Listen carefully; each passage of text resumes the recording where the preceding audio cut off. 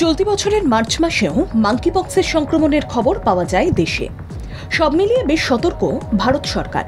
ক্রমশ মাথাচাড়া দিচ্ছে মাঙ্কিপক্সের প্রাদুর্ভাব বাড়ায় উদ্বিগ্ন বিশ্ব স্বাস্থ্য সংস্থা।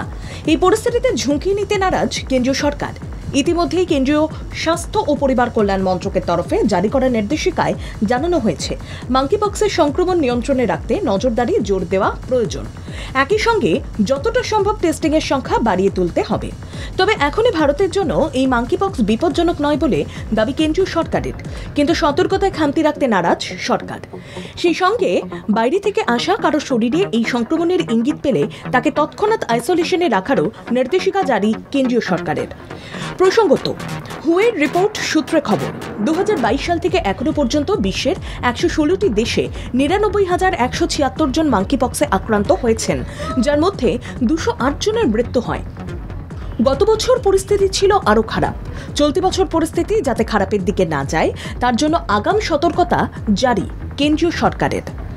ব্যুরো রিপোর্ট, বাংলা জাগো।